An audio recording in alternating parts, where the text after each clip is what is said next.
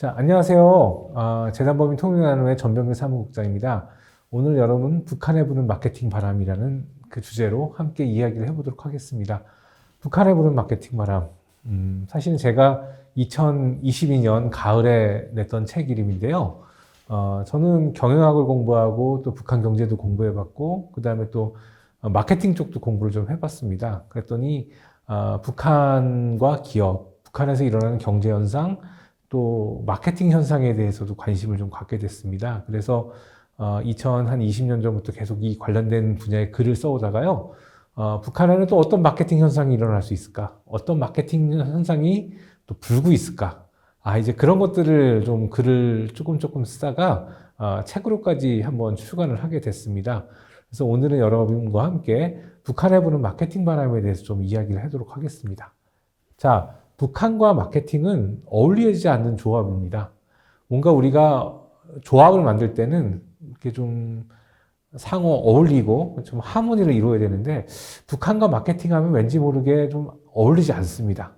왜냐하면 마케팅에 북한을 붙이는 것에 대한 부담감이 좀 있는 것 같고요. 특히 북한 내에서의 마케팅 현상이라는 의미는 더더욱 그러한 것 같습니다.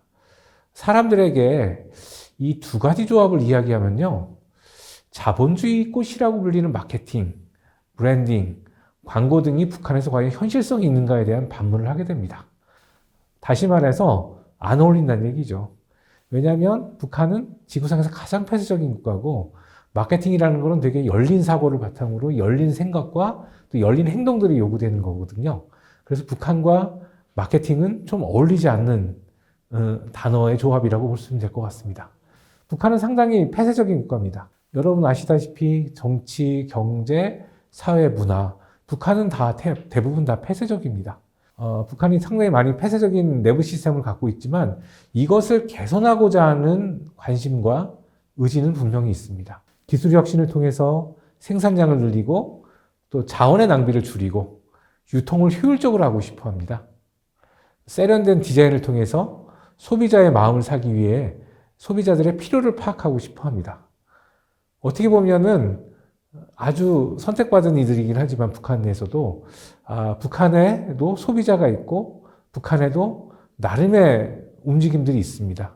경제적인 개선의 움직임들도 있고 또 좋은 서비스를 제공하고 또 그 서비스를 제공하기 위해 사람들의 마음을 또 이렇게 소비 심리를 자극하는 것들을 북한에서는 또 하고 싶어 하고 있습니다. 외부에서 바라는 대변혁은 아니지만 체제를 유지하는 가운데서 부분적으로 그들이 바라는 좋은 방향으로 북한은 개선하고 싶어 합니다. 북한은 아직은 소수의 사람들이 혜택을 받고 있긴 하지만 경영학도 도입하고 있어요. 또 창업 프로그램도 도입했습니다. 또 생산 현장에서는 품질 개선 교육하고 또 원격 교육 프로그램을 실시하고 있습니다.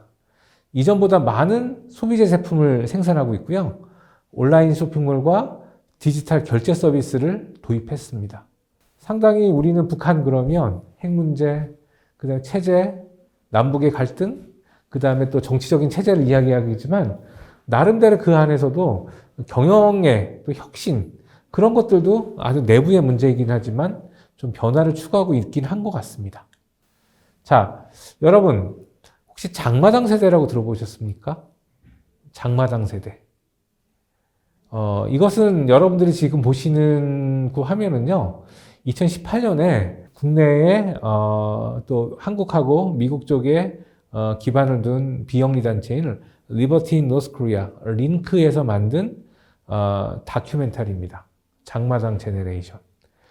왜 장마당 제너레이션이냐면요, 이 다큐는요, 장마당을 배경으로 성장했던 그 탈북 청년들의 이야기를 담고 있어요.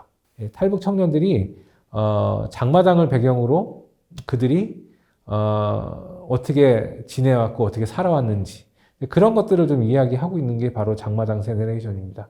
근데 여기 다큐를 보면요 상당히 놀라운 게 많아요. 우리는 북한이 주로 공급자 위주 사회이고 사회주의 공화국이기 때문에 국가에서 다 모든 것을 해준다고 생각하지만 실질적으로 이 장마당 제너레이션에 등장하는 장마당 세대에 등장하는 청년들을 보면요 다 시장에서 모든 것들을 해결했어요. 장마당을 중심으로 세대가 움직이고 있고요. 여기서 우리가 한번 다큐를 여러분들 기회가 되시면 한번 유튜브나 또 여러 군데 동영상 사이트에 올라가 있으니까요.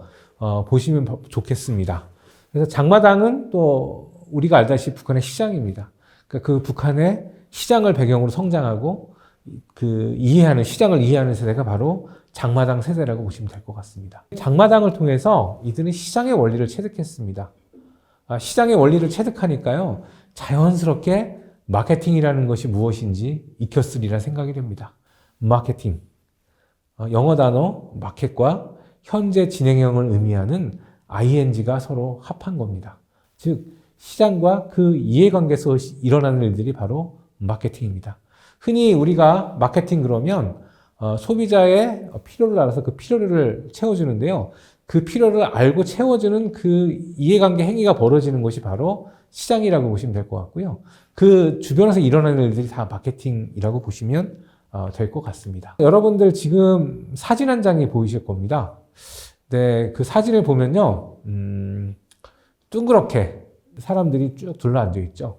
저 사진은요, 북한의 사람들입니다. 북한의 사람들이 강의를 듣고 있는 모습이고요. 사진의 오른쪽에 보면요, 양복 입은 아주 키 큰 젊은 사람이 하나 있습니다. 이 사람이 바로 북한의 시장경제 교육을 하러 들어갔던 조선 익스체인지, 흔히 이제 조선교류라고 하는데요. 이 단체의 직원입니다. 그래서 이들이 쭉 둘러 앉아서요, 다양한 이야기들을 하고 있죠. 어떤 이야기들을 하고 있고요. 비즈니스에 대한 이야기들입니다. 근데 여러분들 사진을 쭉 보시면요, 남자가 많을까요? 여기는 여자가 많을까요? 한번 생각해 보세요. 여성이 훨씬 많죠. 여성이 훨씬 많습니다. 북한은요, 경제 활동하고 있는 사람들, 주로 장마당을 배경이나 또한 여러 군데에서 장사하시는 분들을 보면 대부분 여성입니다. 근데 왜 그럴까요? 이유는 간단합니다. 남자들은 돈벌이는 크게 안 되지만 직장에 나가야 됩니다. 그것이 뭐 공무원이기도 하고 학교 선생님이기도 하고 일반 큰 기업소이기도 하고 군대이기도 하고 이런 직장에 가서 남자들은 꼬박꼬박 매일 출석 체크를 해야 되고요. 어디 갈 수 없도록 나름대로 거기 단체적인 생활을 해야 됩니다. 근데 상대적으로 여성들은 여기서 자유롭습니다. 그래서 남성들은 크게 돈벌이는 되지 않지만 직장에 가 있고요. 여성들은 오히려 경제활동을 위해서 장마당이라든지 각종 생산과 판매에 관련된 시설들에 많이 가 있습니다. 사실상 그래서 북한의 경제활동은 여성들이 많이 책임지고 있죠. 그 여성들이 쭉 모여서 지금 경제나 경영에 관련된 수업을 듣고 있는 겁니다. 그래서 여러분들 이 사진을 잘 보시면 됩니다.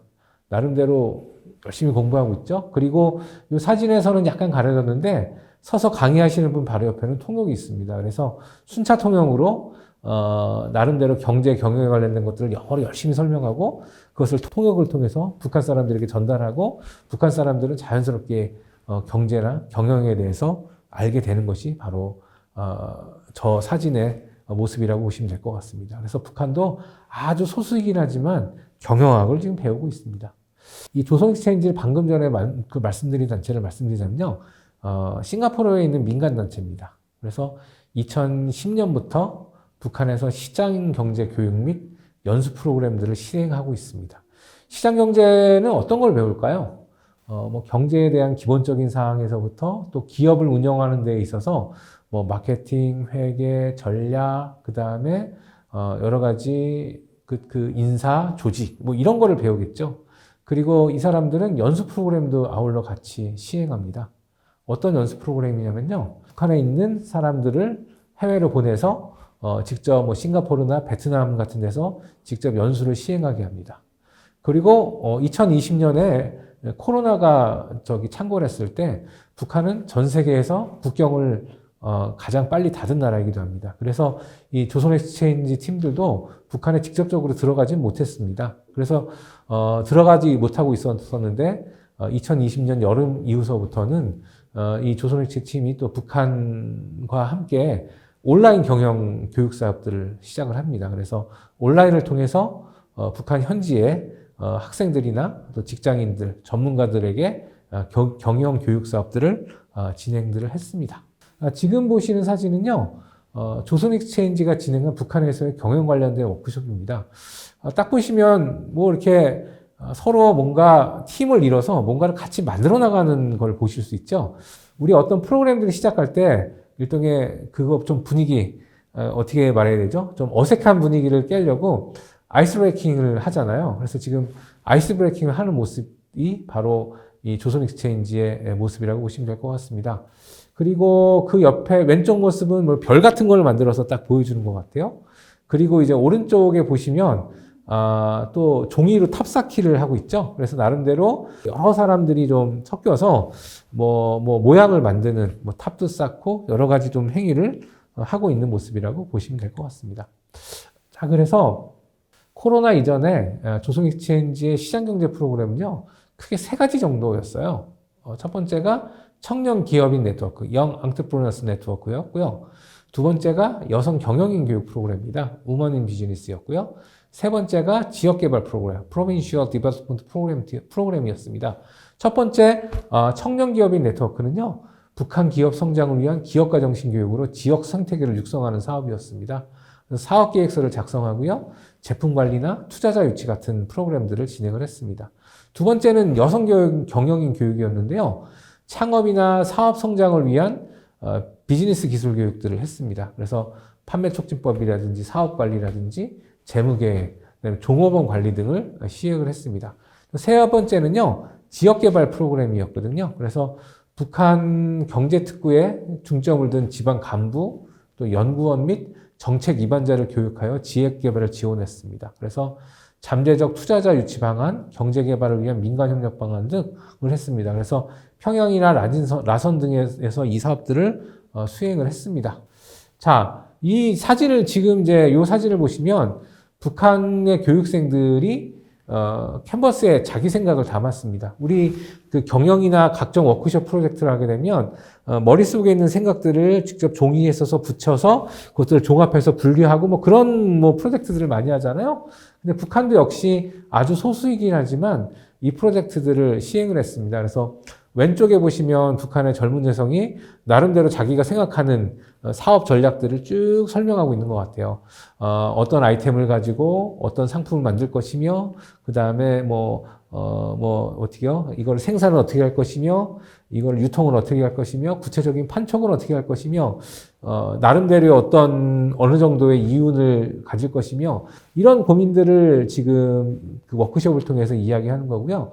오른쪽에 있는 그 사진들을 보면 제가 보기엔 30대, 40대 우리 좀 약간 전문가층들이 이런 그 다양한 또 자신들이 갖고 있는 생각들을 이 워크숍에 참가해서 이야기를 하고 있는 것 같습니다. 그래서 요 레인포레스트라는 요 경영 관리 툴이 있거든요. 그 워크숍 비즈니스 캔버스 툴이 있습니다. 그래서 이 레인포레스트는 주로 이제 열대우림 보면 여러분들 비가 딱 와가지고 햇빛이 쫙 비치면 쫙 자라면서 이제 그게 나름대로 그 숲이 우거지잖아요. 그거를 이제 실리콘밸리를 그러한 또 현상들을 보면서 만든 것이 이제 레인포레스트 캔버스거든요. 그래서 레인포레스트 모델이고요.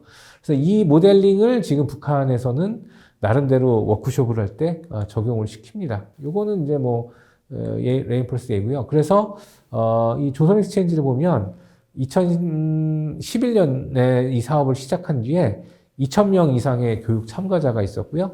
300여 개 이상의 330개 이상의 교육기관과 연계가 됐습니다. 다양한 기관과 연계됐고요.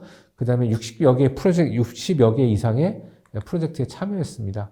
자, 여기에 참여한 게 보면 다양한 북한의 회사들과 기업소들과 협력을 했거든요.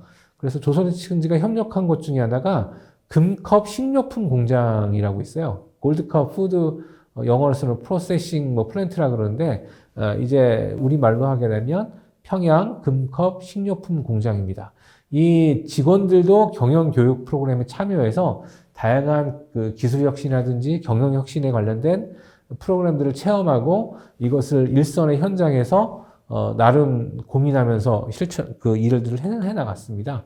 그래서 이것이 바로 이제 금컵입니다. 금컵은요, 영어로 이제 골드컵이고, 북한 말로는 이제 금컵인데, 이거는 어떻게 설명해야 되죠?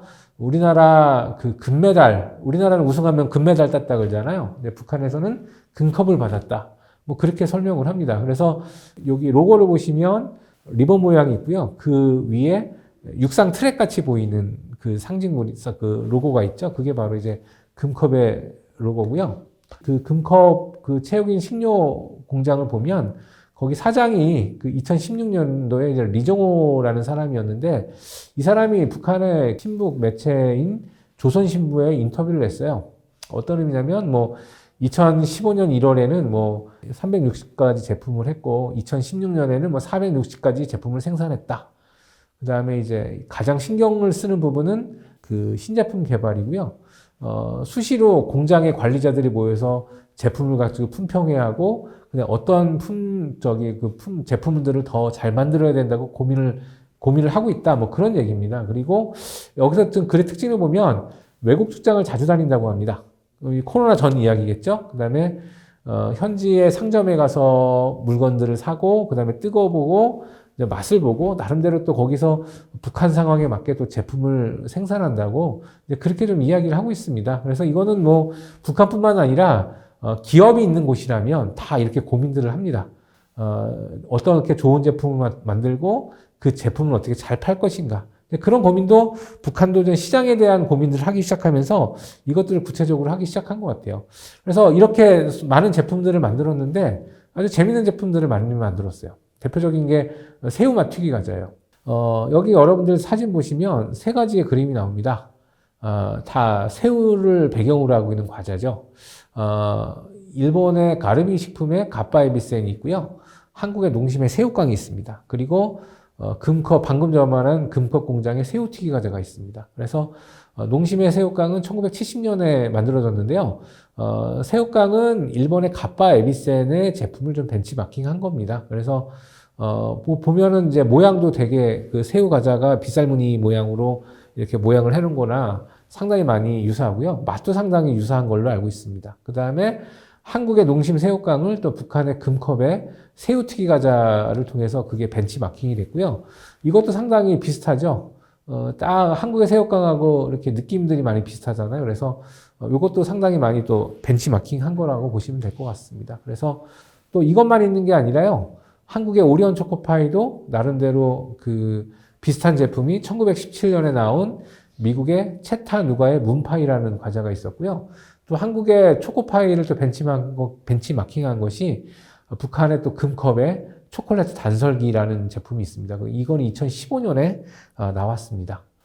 그래서 아까 방금 전에 말씀드렸던 새우튀기 과자하고 그 다음에 그 초콜릿 단설기가 거의 2015년 비슷한 시기에 북한이 이때 한참 남한 제품을 많이 이렇게 모방하고 벤치마킹 할 때라서 이때 나왔던 제품이라고 보시면 될 것 같습니다.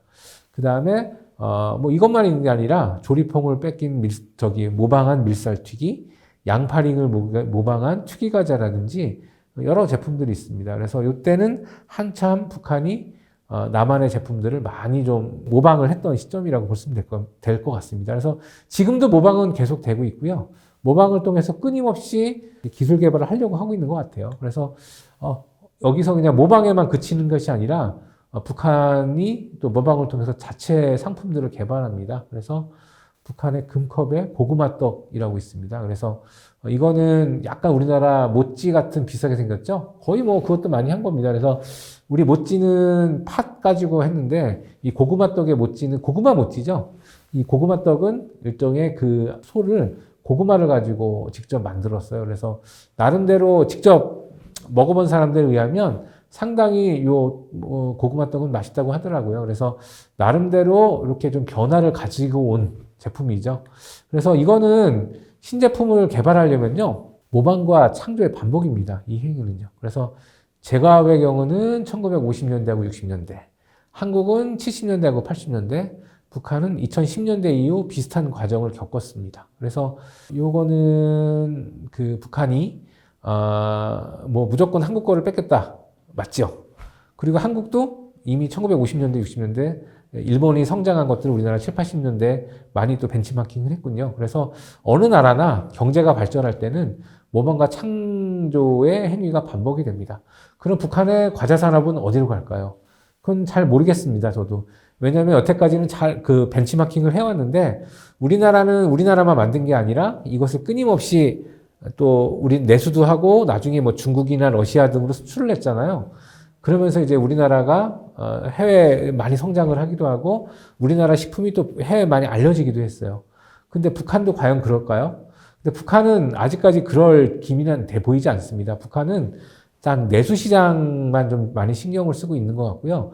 아직까지 이것들을 해외에 나가서 판매를 하거나 그러기에는 여력이 아직까지 부족한 것 같습니다. 또 언제 또 우리나라는 끊임없이 이 내수가 성장하고 또 산업이 발전하면서 또 다른 산업도 연쇄적으로 발전하고 그러는데 북한은 아직까지 그럴 기미가 보이지 않습니다. 그래서 북한의 과자 사업은 과연 어디로 갈지는 잘 아직까지는 모르겠고요. 안개 속이라고 보시면 될 것 같습니다. 그나마 남한의 어떤 제품이라도 흉내낼 수 있었던 건요. 2014년에 사회주의 기업 책임관리제라는 시스템을 도입했기 때문에 그래요. 그래서 이거는 뭐냐면요. 생산 수단에 대한 사회주의적 소수를 옹호하고 집단주의 원칙을 철저히 구현하는 게 원칙입니다. 뭐냐면 이거는 간단합니다. 북한의 체제 시스템을 지키는 가운데 나름대로 이거 기업들이 자체적으로 뭔가를 생산하고 그 다음에 판매하도록 허락해 준 거예요. 그전에는 국가가 직접 국영 기업들이 생산과 판매까지 다 책임을 졌는데 이제는 각 지역의 많은 기업들이 스스로 상품을 기획하고 생산하고 판매하고 수출까지 할 수 있는 그런 권한까지 좀 줬습니다. 뭐 코로나 전까지는 이게 좀 많이 활성화가 됐는데 코로나 직전서부터 이게 좀 약간 그 시스템적으로 좀 약간 문제가 발생을 해서 좀 한계 정도 발전해서 좀 문제는 좀 갖고 있지만 그래도 북한이 이걸 시도했다는 것은 좀 과감한 시도였다고 봅니다. 물론 이제 지금 결과는 그렇게 생각한 만큼 썩 좋지는 않더라도 일단 시도 자체는 의미가 있었던 것 같습니다. 그래서 제품을 개발하고 품질을 관리하고 인재를 관리하는 것들도 다 기업들이 하게 됐고요. 그 다음에 직장, 작업반, 분조 단위의 담당 책임자를 실시해서 생산성을 높였습니다. 그리고 노동평가와 분배 방법을 사회주의 원칙대로 하여 일한 만큼, 번 것만큼 보수를 공정하게 받도록 했고요.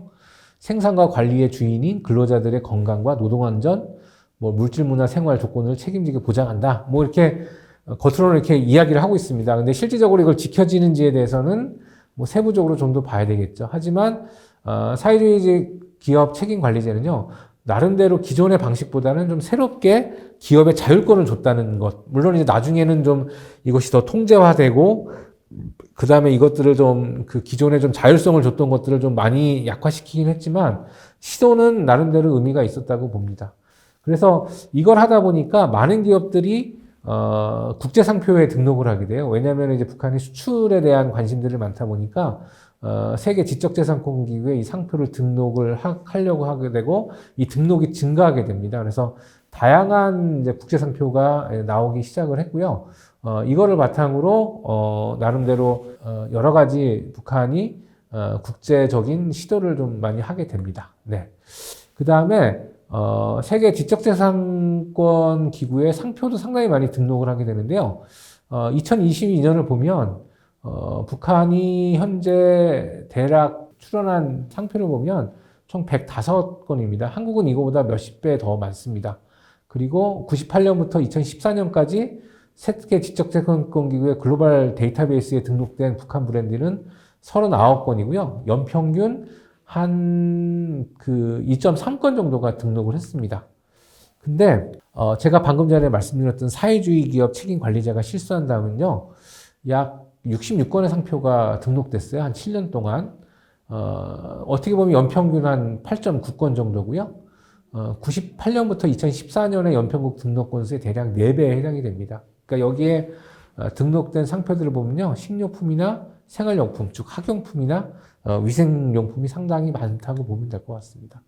북한의 그 브랜드의 특징을 보면요. 우리식 브랜드를 지향하게 됩니다. 보통 브랜드 네이밍을 할 때는요. 다음과 같은 사항들을 체크합니다. 경쟁 제품과 차별화가 됐는가? 제품의 기능을 잘 표현하고 있는가? 타깃 고객의 기호에 적합한가? 이해하기 쉬운가? 듣기 좋은가? 외국어로 부정적인 의미가 있지 않은가? 시각적으로 명료한가? 또 기억하기 쉬운가? 발음이 용이한가, 친근함이 있는가, 제품과 어감이 잘 맞는가, 검색이 용이한가. 이런 사항들이 일반적인 사항들입니다. 근데 북한은 우리랑 좀 언어 정책이 달라요. 왜냐면 두음 법칙이 없어요. 우리는 역사라고 하지만 북한을 역사라고 하잖아요. 그리고 외래어에 부정적입니다. 우리가 자연스럽게 우리는 외국어 같은 것들을 이렇게 자연스럽게 쓰면서 우리 언어화 시키잖아요. 외래어로. 그래서 일단은 뭐 컴퓨터라든지 뭐 여러 가지 뭐죠? 그 전자기기 관련된 것들은 대부분 다 외래어를 쓰잖아요. 근데 북한은 휴대폰, 모바일폰 대신 뭐 손전화 뭐 그런 식으로 해서 나름대로 외래어에 대해서 부정적이기 때문에 그거를 자기화시킵니다. 북한화식으로 단어들을 정리하고 또 브랜드의 정치사상과 역사성들을 강조합니다. 그러니까 사회 특성들이 여기 반영이 되어 있죠. 그래서 북한에 보면 정치적 의미가 담긴 상표가 상당히 많습니다. 대표적으로 대성산과 매봉산입니다. 이게 뭐냐면 대성산은 체육 용품을 만드는 공장이에요. 우리나라 치면은 스포츠 그 용품을 만드는 곳이죠. 뭐 신발 뭐 농구, 축구, 뭐 야구 다양한 스포츠에 사용하는 그 용품들을 만듭니다. 근데 우리나라 체육 용품들 보면 다 세련된 용어들을 많이 하잖아요. 영어 쓰면서. 근데 북한은 대성산 이렇게 써요. 이 왜 대성산이냐면 북한의 국립묘지가 있는 대성산 혁명 열사령이 있는 곳을 기념하기 위해서 나름대로 대성산이라는 이름을 사용을 했고요. 실질적으로 대성산 제품을 만드는 평양 체육기자재 공장은 대성산하고 좀 많이 떨어져 있습니다. 대성산하고 가깝지가 않습니다. 근데 대성산이라는 브랜드를 썼고요. 그 다음에 또 매봉산이라는 브랜드가 있습니다. 이거는 구두 브랜드예요. 우리 보통 보면은 패션이나 그런 자파나 그런 고급 자파 같은 브랜드 보면 대부분 우리나라가 브랜드 네이밍 할 때는 이탈리아나 프랑스어를 위주로 하는데요. 북한 같은 경우는 또 매봉산이라는 산 이름을 했습니다. 매봉산은요, 원산 구두 공장에서 만든 그 구두입니다. 근데 왜 매봉산이라고 하면요, 매봉산은 그 원산 부근에 있는, 인근에 있는 산 이름인데요. 이건 남북 간의 쓰라린 아픔인 6.25 한국전쟁 때 치열하게 또 북한 측 입장에서 보면 상당히 격전 지역이었다고 합니다. 그래서 이거를 이제 북한 측에서 기념하려고 매봉산이라고 했습니다. 그래서 우리로서는 산뜻 이해가 안 가요. 스포츠 용품이나 패션에 우리는 영어나 불어, 그 다음에 뭐 이탈리아 써가면서 약간 세련된 표현을 좀 하려고 하는데 북한은 딱 대성산, 매봉산 딱 그렇게 이제 규정을 딱 져버렸죠. 그래서 지명을 차용한 브랜드지만 두 제품 모두 생산 공장이 매봉산, 그 다음에 대성산 모두 실제 지명과는 물리적인 거리가 있습니다. 그렇다면 또 왜 그럴까요? 아까 방금 전에 말씀드렸지만 대성산 체육용품은 대성산 혁명열사령에서 매봉산 구두는 6.25 당시 매봉산 전투에서 갖고 왔습니다. 그리고 또 평양을 상징화한 상표가 있습니다. 평양은 북한에서는 일종의 혁명의 성지입니다. 그리고 평양의 상징성을 딴 상표들이 많아요. 그래서 평양 구스, 평양 담배, 평양 김치, 평양 맥주, 줄여서 평명이라고 그러죠. 그 다음에 옛 이름이 이제 버들이기 때문에 이걸 한자라면 류경이잖아요. 그래서 뭐 버들이라는 술도 있고 류경관이라는 또 악기가 있고요. 그 다음에 또 류경광이라는 또 이렇게 서비스업들이 존재합니다. 그 다음에 북한 또 아이들을 위한 상표가 있어요. 왜냐면 또 북한에 보면 이거는 사회상에 그대로 반영되어 있는데 북한에는 아이들을 위한 세 가지 제품이 있어요. 뭐냐면 책가방과 학습장과 콩우유가 바로 아이들을 위한 세 가지 작품이라고 합니다. 그 2021년에 우리민족기라는 북한 잡지에서는요, 다 우리의 은정 속에 마련된 학습장하고 책가방하고 콩우유를 먹는 게 이제 아이들의 행복이라고 얘기하고 있고요. 전반적으로 12년제 의무교육 혜택 속에서 배움의 나래를 아이들이 학용품을 쓰며 우유를 먹으면서 하고 있다. 우리로서는 약간 좀 이해하기 힘든 부분입니다. 근데 북한에서는 아이들을 키울 때 자꾸 이렇게 당의 은정을 얘기하고 있고요. 당으로부터 제공된 이 제품들을 강조하고 있습니다. 그래서 이게 바로 북한의 언론에 자주 보도되는 소나무 책가방, 민들레 학습장, 콩우유입니다. 자, 자연스럽게 뭐 디자인을 보면은 약간 우리나라의 한 20년 정도 전의 디자인을 좀 보시는 것 같죠? 그리고 학교의 모습 보면은 막 우리나라 20, 30년 정도의 전의 모습을 보시는 것 같아요.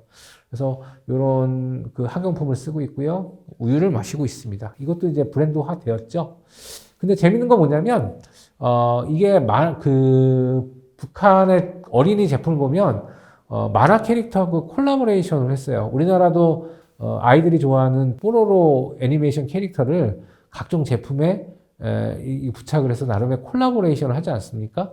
북한도 인기 만화인 영리한 너구리를 북한 제품에 같이 넣어서 콜라보레이션을 합니다. 그래서 책가방, 콩우유, 학습장, 양말 등의 제품들을 그 영리한 너구리 로고를 새겨서 콜라보레이션들을 하고 있습니다. 북한 브랜드는 또 다양한 시도를 하고 있어요. 이거 보시면 캐릭터가 보이죠? 의인화된 캐릭터가 보입니다. 보통 캐릭터 그러면 친밀감하고 밀착도를 높이기 위해서 이것들을 많이 사용하는데요. 북한도 이 캐릭터들을 좀 사용을 하기 시작하고 있습니다. 그래서 삼지연 감자가루 공장, 삼지연은 저기 백두산 쪽 부근에 있는 그 지명인데요. 거기에서 감자가 많이 납니다. 그래서 감자 공장이 있는데 거기서 나는 감자 가루를 바탕으로 해서 제품을 만들었고요. 거기에다가 삼지연 감자 가루 공장의 캐릭터를 만들었어요. 그래서 감자를 의인화했고 약간 요리사 느낌이 나려고 하려고 이렇게 요리모를 쓰고 있죠. 그래서 북한도 나름 이런 캐릭터에 대한 고심들을 하고 있고요. 이거는 또 그 삼지연 감자 가루 공장에서 각종 식품 포장 도안을 한 겁니다. 그래서 감자를 기초로 한 뭐 튀기라든지 강정이라든지 그다음에 빵을 만들기도 하고요. 그다음에 설기, 그러니까 약간 그 뭐죠, 그 설기 같은 거, 그런 거, 그 카스테라류 같은 것도 만들기도 합니다. 그래서 이렇게 감자 관련된 식품들이 이렇게 생산을 하기도 해요.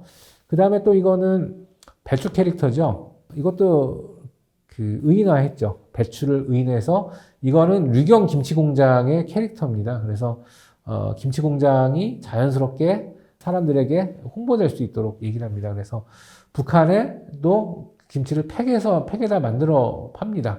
근데 이제 보면 북한의 김치를 보면은 우리가 마트에서 김치 살 때는 보통 한두 달 이상 먹을 몇 킬로씩 사는데 북한은 이제 냉장 시설이 좋지 않다 보니까 보통 500g 정도, 4인 가족이 한 2, 3일 정도 뜯어서 먹을 수 있는, 보관해서 먹을 수 있는 것들을 사는데 500g짜리 김치가 가장 인기가 있다고 하더라고요. 그래서 북한 나름대로 지금 선질후량이라는 컨셉을 가지고 있는데 먼저 품질을 생각하고 다음에 수량이다. 뭐 이렇게 해요. 그래서 많은 또 제품을 통해서 이것들을 홍보를 좀 하고 있습니다. 근데 나름대로 지금 북한이 어떻게 이것들을 활용할지에 대해서는 북한 나름대로 고심이 많을 거예요. 그동안 이제 뭐 핵개발에 몰두하고 있었고, 그 다음에 코로나 때문에 또 여러 가지 경제적으로 힘든 과정이 있었는데, 요게 좀 지나가면 이제 북한은 나름대로 또 경제를 살리고 일으켜야 됩니다. 근데 어떻게 일으킬지인가에 대해서는 북한 당국도 고민을 하고 있을 겁니다.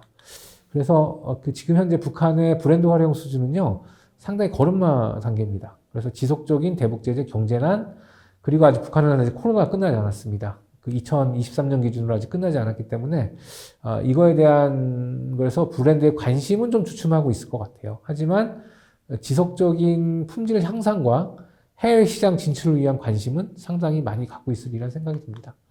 그리고 대외적으로 어려운 남북 관계 있죠. 저희가 2018년에 잠시 반짝했다가 2019년에 북미 정상회담이 이렇게 결렬된 이후에는 상당히 좀 어려운 관계 있고요. 그 미래를 바라보면서 끊임없이 우리가 해야 될 것은요, 어려운 관계임에도 불구하고 브랜드 상상력을 좀 가져봤으면 좋겠습니다. 우리가 상상하지 않으면 그냥 현상만을 바라보고 상상하지 아니하면 그냥 현실에 안주할 수밖에 없습니다. 하지만 우리는 끊임없이 브랜드 상상력들을 좀 가져야 될 것 같습니다. 그래서 아까 제가 영리한 너구리를 좀 말씀드렸는데 순진무구한 한국의 뽀로로하고 북한의 영리한 너구리의 만남들을 우리가 한 번 더 생각해 봐야 될 것 같고요. 또 만화 개구장이 뽀로로와 친구들에 나와 있는 저기 있는 그 캐릭터하고 저는 언젠가 영리한 너구리의 캐릭터들이 한국의 애니메이션 상이지만 한번 만났으면 좋겠다는 생각이 들고요.